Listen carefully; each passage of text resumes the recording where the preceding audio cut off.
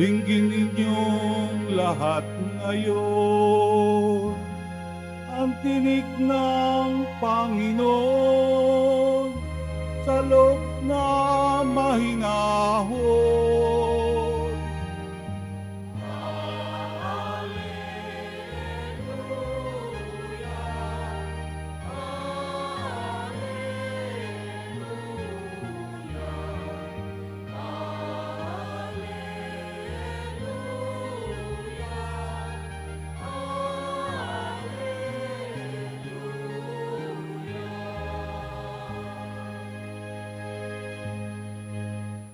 Sumainyo ang Panginoon. At sumayo rin.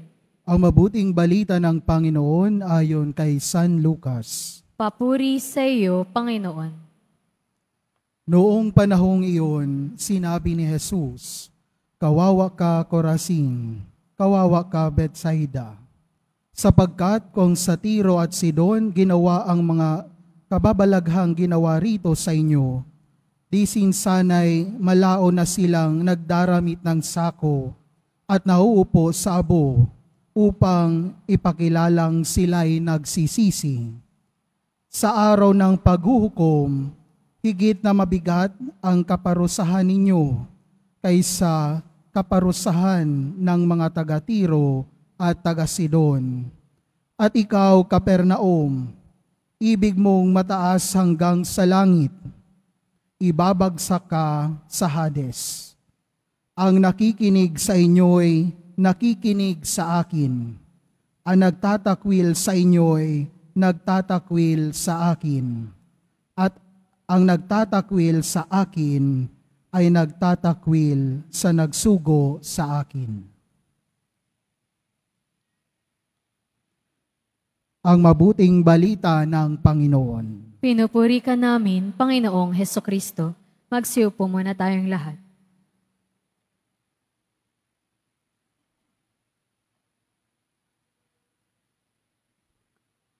Good afternoon po sa inyong lahat. Batiin natin ang mga katabi natin, good afternoon. At napakaganda ho't sumikat muli ang araw dahil ngayon ay unang Biyernes sa buwan ng Oktubre, ang buwan ng Santo Rosario. Kaya kasama ng ating mahal na Birheng Maria, bigyan natin ng palakpak ng papurit pasasalamat ang ating mahal na pong Jesus Nazareno. Mas malakas sa palakpak ngayong unang Biyernes para sa Kanya. Talaga hong nag-uumapaw sa tuwa at nag-iinit ang ating pananampalataya, sing-init na muli ng panahon para sa ating pong Nazareno. Kagaya ng aking nasabi, ngayon po ay unang Biyernes ng buwan ng Santo Rosario.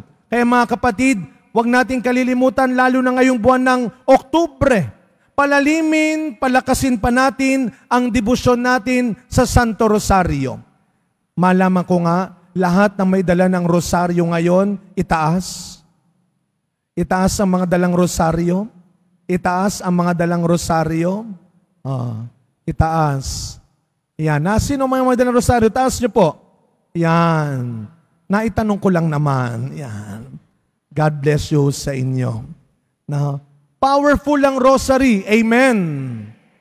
Sino ang nagbigay sa atin ng Santo Rosario? Ang mahal na Birheng Maria.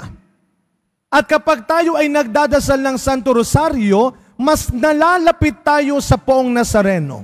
Ang bawat dasal ng misteryo ng Rosario ay paglapit natin sa poong Jesus Nazareno. Sapagkat kung titignan natin, ang bawat misteryo ng Rosario ay walang iba kundi tungkol sa buhay ni Kristo. Isa lang ang dahilan kung bakit ibinigay, itinuro ni Maria sa atin ang pagdarasal ng Santo Rosario. Isa lang ang gusto niya, lumapit tayo at mapalapit pa tayo sa poong Jesus Nazareno. Kaya ibalik natin ulit sa pamilya natin yung pagdarasal ng Santo Rosario para yung pamilya natin mas muling lumapit, lalo na sa mga kabataan. Huwag niyo pong ikasasawa. Naturuan sila na magpaalala sa kanila, anak, magrosaryo ka. Lalo na kapag wala na ako. magrosaryo ka. Sabihin nyo sa mga anak nyo, sa mga apo ninyo, sa mga inalagaan ninyo, pag ako'y nawala na, ang bawat dasal mo ng rosaryo ay pag-alala mo sa pagmamahal ko sa iyo. Amen? At yun ang sinasabi ni Maria. Kapag kayo nagro-rosaryo, iniibig ninyo ako ng tunay. Sapagkat ang pag-ibig ninyo sa akin ay pag-ibig nyo sa aking anak. Pray the rosary. Pero wag kayong tutulad doon sa iba. Yung iba nagdadasal ng rosaryo. Ito, naikwento ko na. Pagdating nung gabi, sabi sang, alam mo, Father, very powerful ang rosary. Sabi ko talaga. Sabi nung matanda sa akin, oo, Father, kahit ang ngayon matanda na ako, dinadasal ko yan, lalo na pag bago matulog. Yung nga lang, Father, minsan nahihiya ako. Bakit po? Kasi minsan hanggang third mystery lang. Bakit hanggang third mystery lang? Pag hindi ako makatulog, kinukuha ko yung rosaryo ko, nagro-rosaryo ako, pero hanggang third mystery lang minsan. Bakit? Napuputol ba? Hindi. Ba't hanggang third mystery? Pagdating ng third mystery, may epekto na. Hail Mary, full of grace, the Lord. Effective, Father? Sabi ko, ginawa mong sleeping pills yung rosary beads. Pray the rosary. Pero meron pa tayong isang pinagdiriwang ngayon, ang nabanggit ko. Ang kapistahan ni San Francisco ng Assisi. Saint Francis of Assisi. Isa sa mga kilalang santo ng ating simbahan. Pag sinabing Saint Francis, ang naalala kagad natin, hindi yung mall. Ang naalala natin, mahihirap. Si Saint Francis, ipinanganak sa Assisi sa Italia, mula sa isang mayamang pamilya. Pero literal, tinalikuran niya, iniwan niya ang buhay na marangya. Ang buhay na mayaman.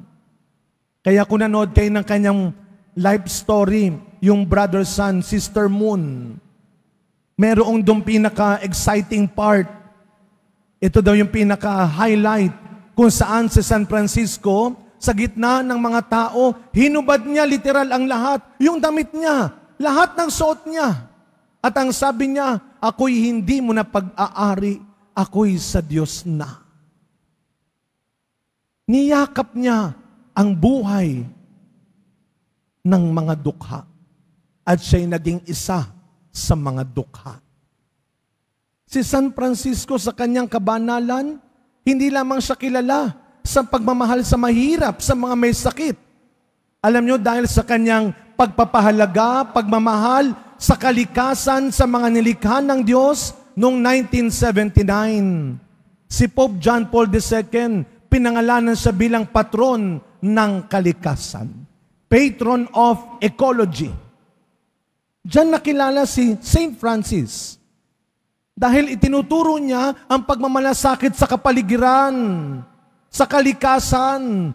Kaya sigurado kung nabubuhay siya ngayon, lagot tayo. Sa ginagawa natin ngayon sa kalikasan natin, sa kapaligiran natin. Kaya nakilala si Saint Francis bilang patron ng kalikasan, kasama dyan ang mga hayop. Alam nyo na, di ba? Ako po, nakita ko yung mga kaparokyano ko dito sa Assumption, sa Leberisa. Kaya pag tinanong sa ng parokya mo, Father, ang pinakamadaling tandaan sa harap ng Manila Zoo. Kaya kaninang umaga, nagkaroon kami ng blessing ng mga hayop. Alam niyo mga kapatid, marami ng simbahan ngayon ang nagbabasbas kapag piyesta ni San Francisco ng mga hayop. Bilang tanda ng pagpapahalaga rin sa ibang nilalang ng Diyos. Pero dapat hindi lang yung mga alaga ang binabasbasan. Dapat pati yung mga nag-aalaga binabasbasan. Na maging responsable rin tayo sa mga inaalagaan nating ito. Meron pong magandang sinabi si Saint Francis na gusto ko pong iwan sa inyo at pagnilayan natin pare-pareho. Sabi ni Saint Francis, start by doing what is necessary. Simulan natin sa kung ano lang ang mahalaga, sa kung ano lang ang kailangan. Start by doing what is necessary. Kaya nga si Saint Francis, kasama ng kanyang mga alagad, kapag sila ay nag-iikot, pag nagtuturo sila, pag nagmi-mission sila, ano ang bilin ni Saint Francis? magmimisyon tayo. Magsasalita tayo kung kinakailangan lamang. Alam nyo, mahalagang paalala sa atin ngayon yan. Magsalita ka kung kailangan lang. Baka naman minsan hindi kailangan ng salita mo. Gumawa ka na lang, mas maganda pa. Yan ang sinasabi ni St. Francis. Minsan, mas nagiging kapaki-pakinabang tayo, mas nagiging makabuluhan tayo, hindi lang sa kung ano-anong sinasabi natin, kundi sa mabuti at tamang ginagawa natin. Kaya sabi niya, start by doing what is necessary. Ang kadugtong, then what is possible? And suddenly, you are doing the impossible. Gawin mo muna kung anong kailangan. Pagkatapos, kung anong makakayanan. At hindi mo mamamalayan, nagagawa mo na pati ang mga hindi nila inaasahan. Siguro mga kapatid, yan ang sobrang ikinalungkot ni Kristo sa ebanghelyong narinig natin ngayon kay Father Marbs. By the way, si Father Marbs po ay mula sa Diocese ng Sorsogon. Siya po ang aking bagong kasamang pari sa aking parokya. First time lang niya magmisa dito sa Quiapo. Kaya i-welcome natin si Father Marbs mula sa Diocese ng Sorsogon.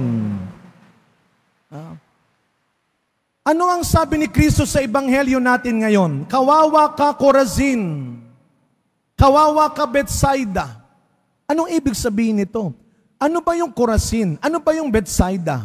Ito'y dalawang mahalagang bayan na pinuntahan ni Kristo para sila'y turuan at gawan ng magagandang bagay. Lalo na ang Bethsaida. Sa Bethsaida, 3 alagad ni Kristo ang nanggaling doon. Ang taga doon. Maraming himalang ginawa si Kristo doon. Isa dyan yung paglalakad niya sa tubig. Isa dyan ay yung pagpagaling niya sa bulag. Kaya ano ang panghihinayang ni Kristo sa ating ebanghelyo ngayon? Sayang! Ang dami-dami kong ginawang himala sa inyo, lagi akong nagpupunta sa inyo, tinuturuan ko kayo, pero hindi pa rin kayo naniniwala at nagbabago. Well, baka ito po ay paalala rin sa atin na madalas magsimba. Sana ang pakiusap lang naman ni Kristo, hindi naman overnight, hindi naman madaling magbago, pero sana sinisimulan mo na ang pagbabago. Unti-unti, dahan-dahan. Kaya nga ang tawag natin dyan, perseverance. Try. At least araw-araw, sinusubukan mong magsimula ulit ng tama. Hindi yung sa isang matagal mo ng pagkakamaling ginagawa, sa isang matagal mo ng masamang ginagawa, ayaw mo pang tigilan. Ayaw mo pang tapusin. Bakit hindi mo subukang simulan ulit na maging tama ang buhay mo? Na maging mabuti ang iniisip mo? Araw-araw, binibigyan tayo ng pagkakataon ng Diyos na magsimula. At pag sinabing pagsisimula, merong isang tao sa buhay nating lahat na babalikan natin tungkol sa pagsisimula ng buhay natin. Yan ay walang iba kundi ang ating mga dakilang guro, ang mga teachers. Marami ngayong walang pasok din dahil National Teachers Day ngayon. Bukas, World Teachers Day. Kaya mga kapatid, pasalamatan natin at parangalan natin ang lahat ng mga teachers natin sa ating buhay. Palakpakan natin ang ating mga guro. Meron ba mga teachers na nandito ngayon? Taas po ang kamay. Ayan. Happy Teachers Day po sa inyo. Mabuhay ho kayo. No? Ayan. Meron kaming mga teacher na bisita dito. Alam niyo kung saan sila galing pa? Sa Porac, Pampanga. Sila ay mga guro ng mga katutubong Aita. Palakpakan ho natin ang mga bisita ho nating guro. At araw-araw, nagbibigay ang Diyos sa atin ng mga taong tutulungan tayong magsimula ulit. Araw-araw. Huwag kang mawawalan ng pag-asa. Huwag mo kagad isusuko ang buhay mo, ang sarili mo, dahil meron at merong darating na tamang tao na tutulungan kang magsimula ulit. Hindi porket nagkamali ka kahapon, hindi na pwedeng magsimula ngayon. Hayaan yung tapusin ko ang pagninilay na ito sa kwento ng isa kong dakilang guro na naikwento ko na ng maraming beses siguro. Nung ako po'y nasa elementary, isa lang ang pangarap ko, ang makasama sa top 10. Dahil doon sa school namin, sa recognition day, ang top 10, magmamarcha. So ang pangarap ko, makasama ng top 10. Dumating na ang deliberation at in-announce. Sabi nung advisor ko, nakuhan, sayang, top 11 ka. Huh? Sabi ko, sayang naman, isa na lang. Sabi ko, baka naman pwedeng gawa ng paraan. Naranasan nyo ba yan nung nag-aaral tayo? Yung makikiusap ka sa teacher mo, ma'am, sir. Sabi ko, ma'am, baka naman pwedeng gawa ng paraan. Sabi niya, wala na. Ma'am, baka pwedeng tie na lang kami nung pang 10. Hindi. Ang layo ng grade mo sa kanya. Ma'am, sige na. Hinila ko na lahat. Alam nyo, naniniwala ako, walang teacher na gusto tayong ibagsak. Walang teacher na nag-isip kung paano hindi ka gagraduate. Ito personal kong paniniwala.